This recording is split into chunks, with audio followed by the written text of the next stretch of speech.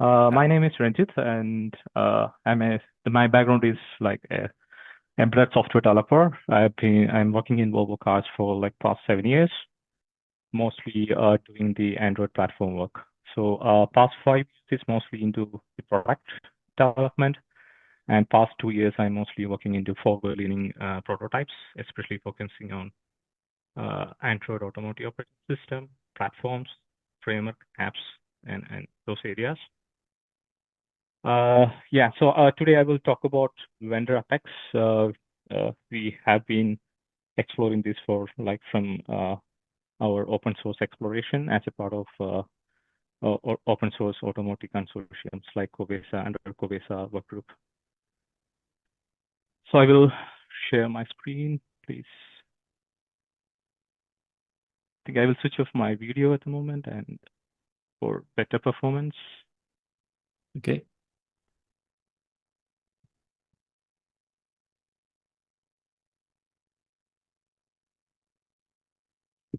So can you see my screen? Yep, it's looking good. Oh, Okay. I mean, yeah, we go. Yeah. Okay. So yeah, moving. One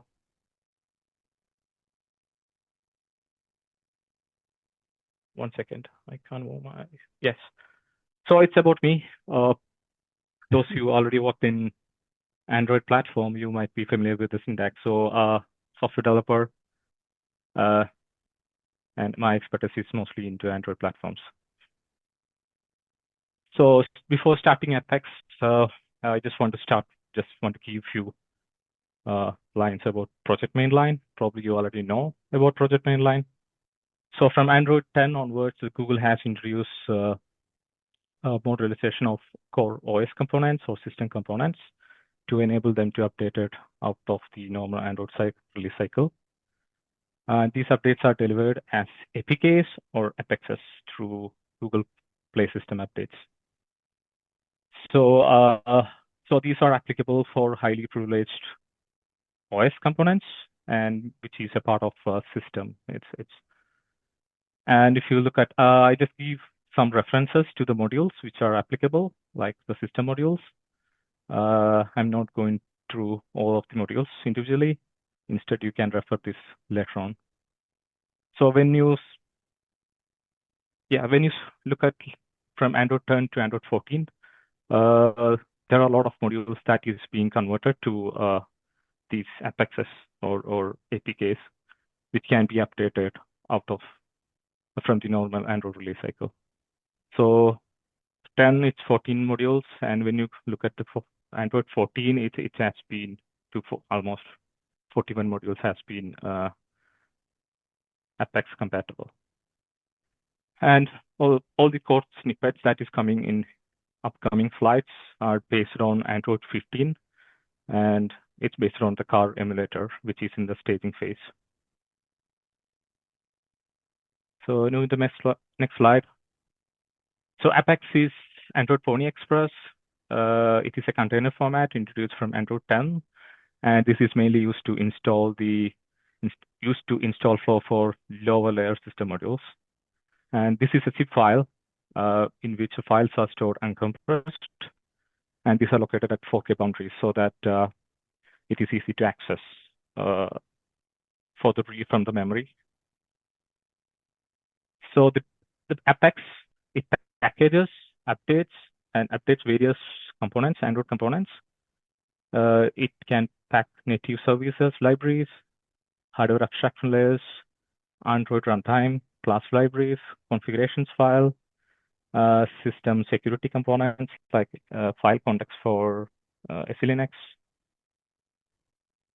And the updatability of all these files that are packed in the Apex, it really depends on the platform and how stable interface definition it has.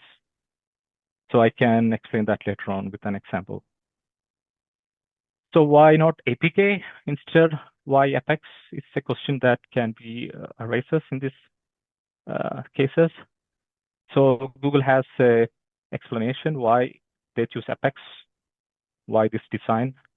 The reference for that is explained here. So a few of the things are APKs are mostly available as a part of package manager, and all the native low layer modules which are available in the early boot phase. It cannot be, APK cannot be used for that purpose. So instead of that, they come up with Apex. And if you want to know more details, like there are packages like in Linux systems, like dpkg, those things could be used. There is a better explanation given by the Google. So I will not cover that in this presentation. On the right side is the Apex, how it is, files are organized. So it contains 4 files: Apex manifest, Android manifest, Apex public key, and there is a ext4 file system image, which actually contains these files. I will explain the next slide. So these are the 4 files. First one is Apex manifest. This file contains the package name and the version, so which identify an Apex file. On the right side, it's a sample which is taken from Android port search, which is an example for Wi-Fi Apex. So basically, Wi-Fi HAL is packed as an Apex. And these manifest JSON file, it has a name and version, and these are good enough to build an Apex. But there are additional components you can also include, which is mentioned in the manifest. So there are other parameters like bootstrap, version code, list of native libs that can be used by the Apex. So list of native libs that can be shared within other Apex. So you could include those things. At the moment, I don't see any concrete examples how it is being used, but later on we can discuss maybe when concrete examples are available. Moving to next. Yeah, so this is the second file is manifest, Android manifest file. This is used mainly so that Apex file can be used to use APK related tools and infrastructure such as ADB. So to install Apex along with ADB, you might need to pack Android manifest.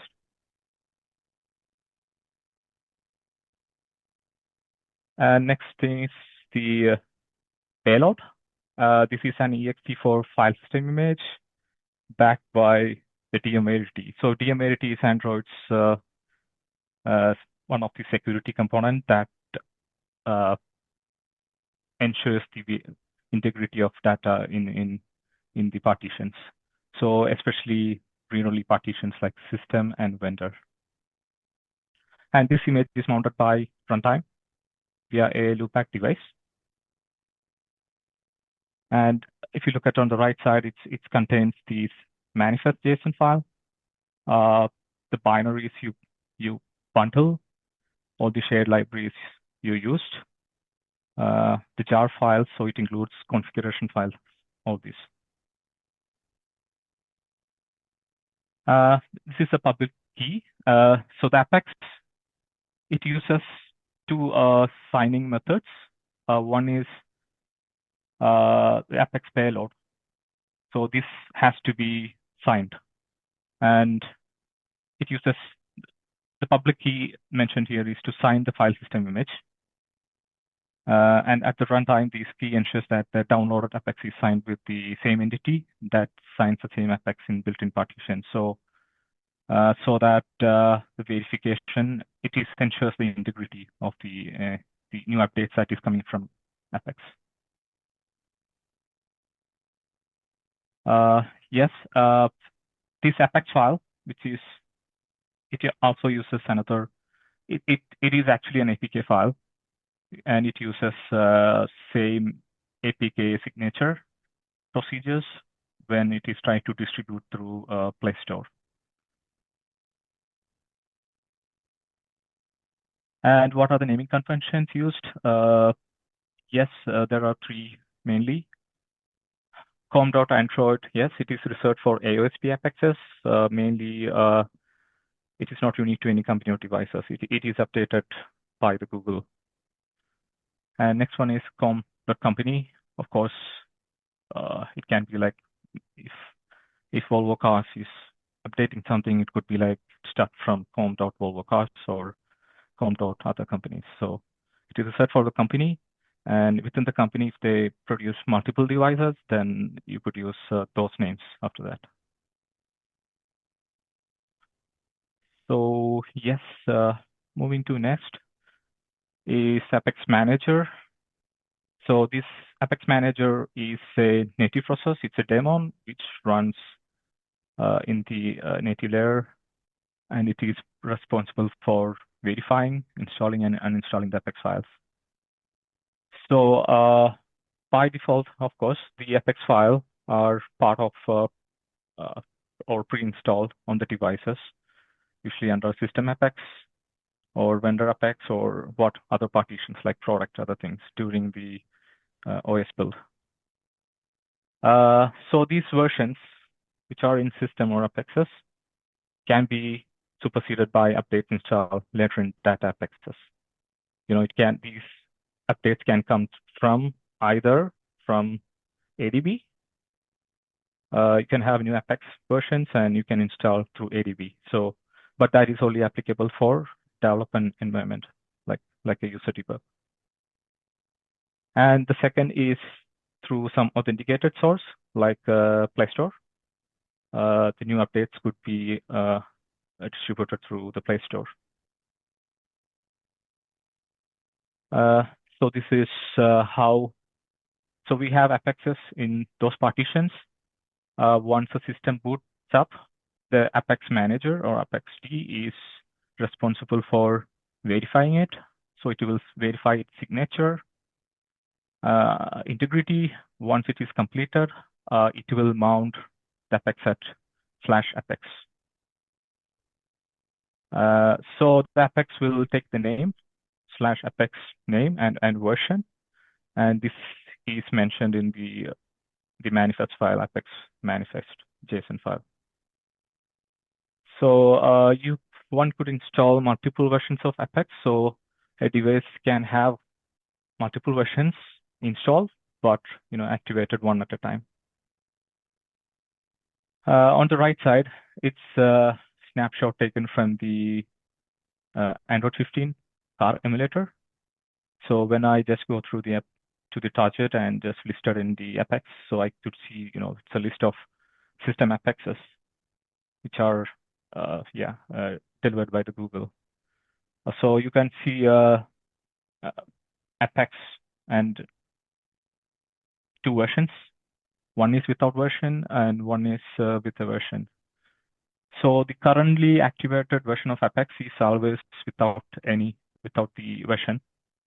And in this case, you can see like the one, it has only one version, and that is currently activated. Yeah, moving to the next slide. So what are the kernel requirements? Of course, there are kernel requirements to include Apexes in Android versions. It expects 4.4 and higher versions. The kernel requires loopback driver and DM verity support. And these are the support, kernel configuration support that is needed, like block driver support, crypto support, DM verity support.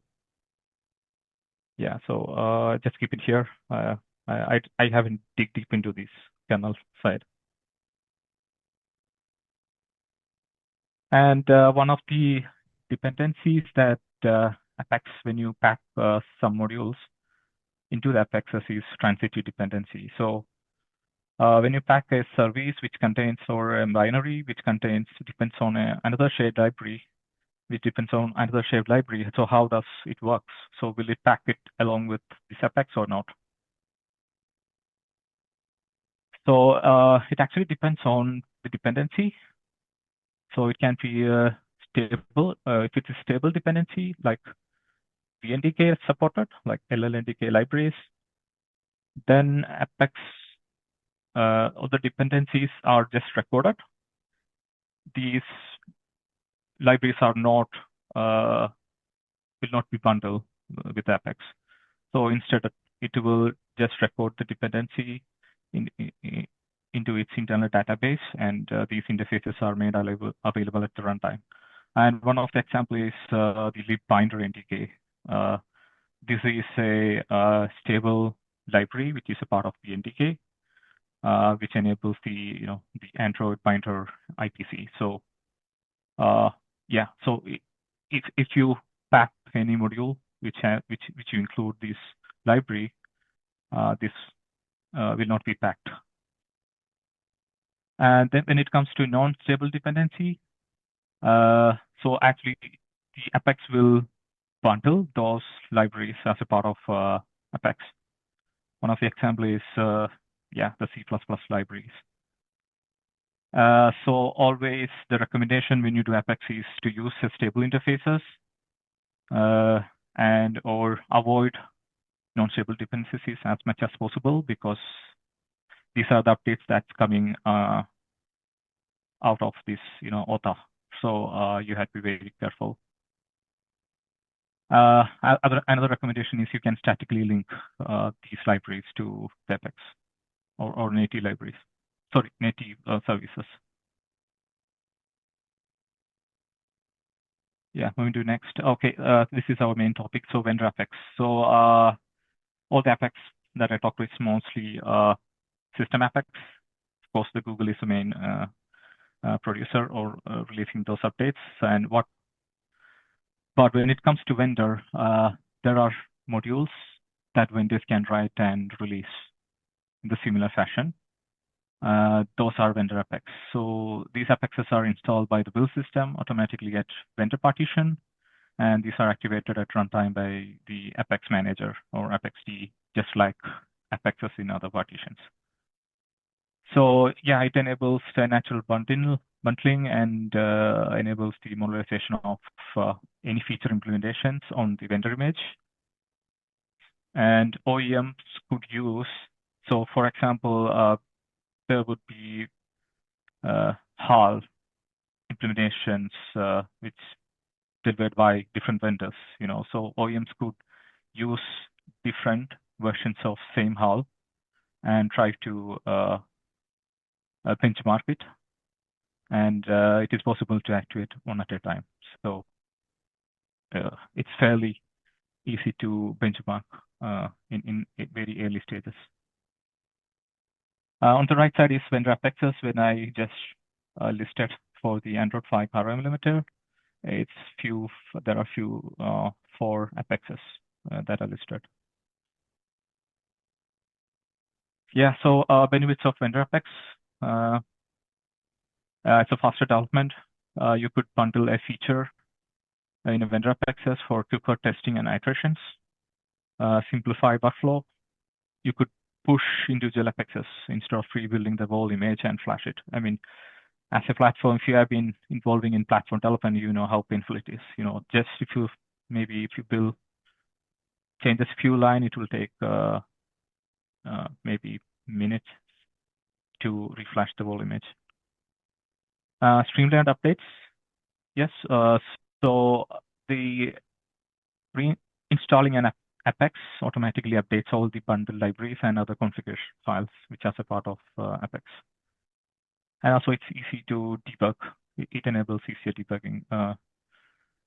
So you updated a Apex version to a new version, and of course there is a bad behavior, and it is always easy to go back to the old versions without reflashing. So yeah, moving to the next one. So vendor Apex, so where it is being used, there are a lot of use cases where it can be adopted. HAL implementation, pre-built firmware, kernel modules, RROs, config files. I'm not going to cover all the things here. The links are provided, which are easy to understand here, so you could refer to that later on. And yeah, I think it's one of the major features of Apexes, multi-install Apexes. So you could have multiple versions of Apexes, install in the device, and activate and swap between different versions. So what are the preconditions? Of course, these Apexes, when you make multiple versions, it has to be the same name, and it has to be signed with the same key or certificate. And one of the examples is I'm trying to bring here is the Google Cuttlefish in the device. They have an example where they use emulated camera HAL. So 2 versions of Apexes are provided. One is the default version, and Apex 2, which is packed in Apex 1, and one is a fast scene cycle, which is packed in the Apex 2. So it's a minor changes, one liner change, and and they use a C flag. And yeah, so the example is, I have given the reference to the link. You can go to that link to explore more into that. So I will go through an example how Apexes are packed using Android BP, and how to activate and swap between different Apexes. So this picture, I hope it's visible.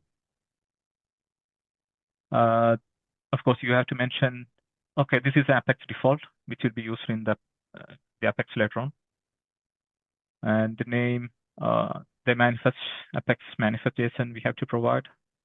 The key and certificate has to be provided. The file context is the SE-Linux file context that is used by the HAL in this case. So this flag means it's libraries used in the Apexes are VNTK stable. There is no non-stable dependencies. And updatable false. This doesn't mean that this Apex is not updatable. Doesn't make sense. It means that the build system will not enforce additional rules to ensure that Apex is truly updatable. So if you look at the vanilla AOSP and look at the Apex, all of the Apexes uses test keys. It's not the real, custom keys. So I mean, so there is the rules are relaxed bit there to build Apexes. So that's why here the updatable are kept false. And install, this is similar to vendor true. I think the latest version, there is this flag called SOC specific, system on chip specific, which is more semantically correct, I guess. So it will make sure that Apex is installed in vendor Apex. And this Apex defense has this native service binary, which is the HAL implementation. Overrides. These are the overrides which contains the binaries and the shared libraries it uses, so that it makes sure that this HAL is enabled or activated through this Apex, so that it doesn't contain binaries and libraries duplicated to the vendor partition. Yeah, and these are the pre-builds, the RC files which these HAL uses, vendor interface fragments, and other configurations files that is used by these HAL module. So yeah, so based on that, there are 2 Apexes that is built. On the left side, it's the default version. On the right side, it's the fast scene cycle. And you can see it's only one minor difference, which is the inclusion of shared library, which incorporates a C flag. And in HAL source code, so it basically changes a single source that will enable this fast scene cycle. So let's go to next slide and see how this Apex is included as a part of OS build. The first changes is applicable to the board config. So this Android boot vendor Apex name, Apex package. It takes the general form, Apex name and Apex package. So in this case, we have emulator camera provider HAL, and we have say that, okay, the default Apex I want to launch is the default one. So here, the Apex name and Apex package, don't confuse, there can be a confusion here. So the left side is Apex, whatever Apex name you have given in manifest file. And Apex package is the package you built which is used using the Android VP. And next changes are device makefile. So we have included both Apexes, two versions, and once it is included when you build the image, so these Apexes will be built and installed at vendor Apex in the partition. Okay, so once you do this, and of course you reboot, the Apex always get activated after a reboot. So it's not like APK. So APK you can install and you can launch immediately, but Apex it doesn't work like that. Of course, you could do that, but I'm not discussing that in this slide.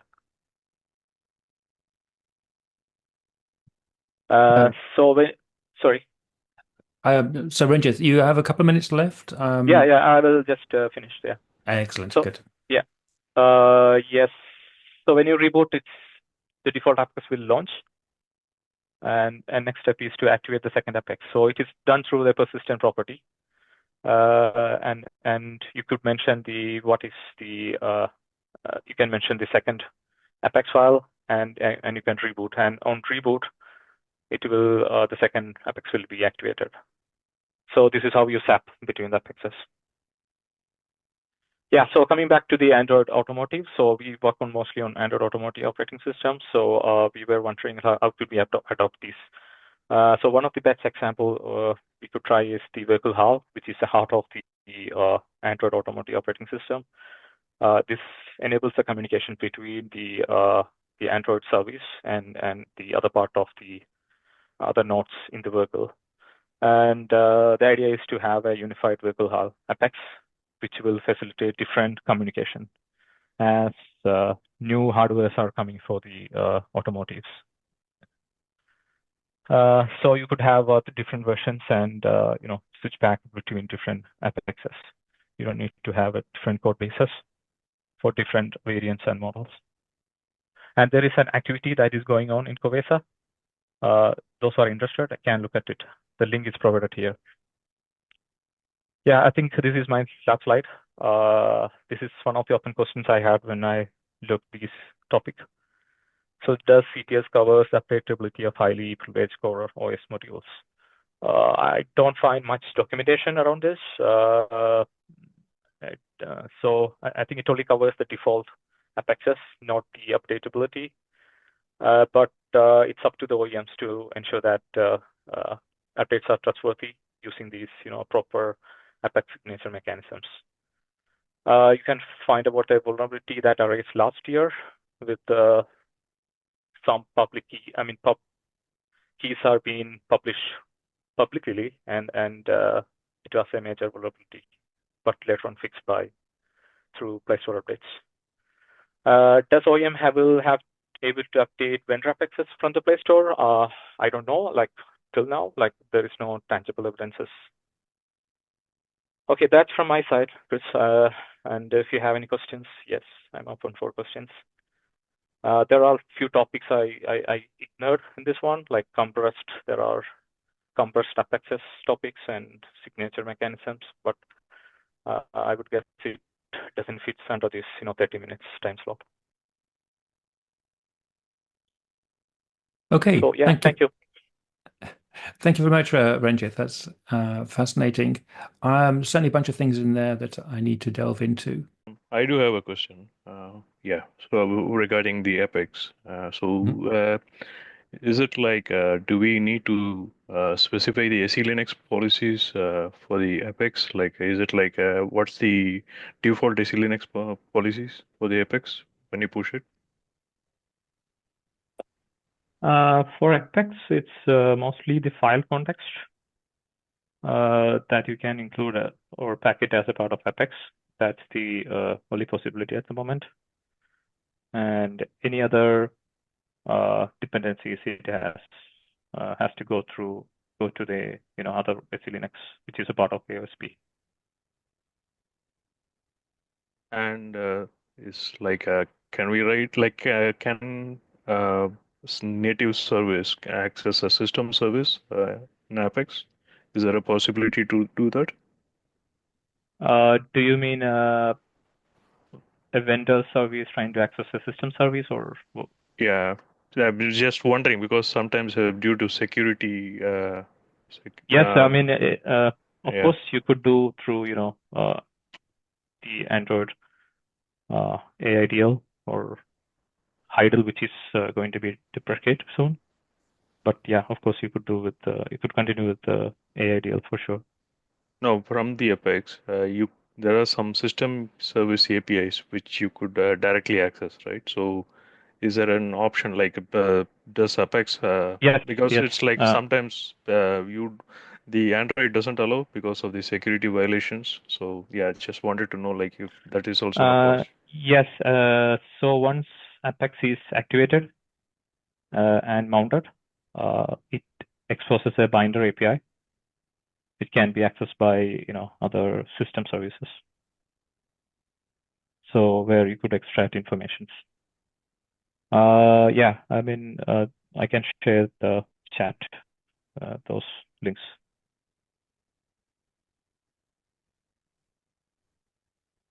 Is that clear, or Yeah, did sure. I? Yeah. Perfect. Yeah. Thank you so much. Yeah.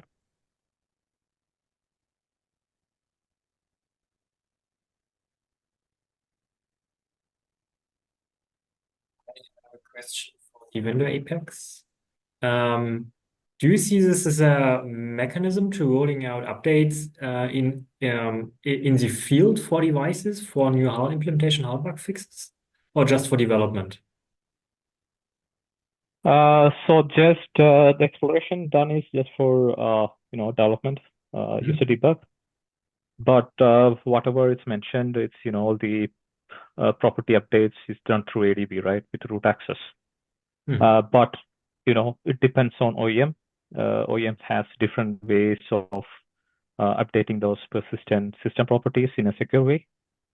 So of course it's possible technically. Okay. But yeah, I mean that depends upon the OEM. Okay. Yeah. Thanks.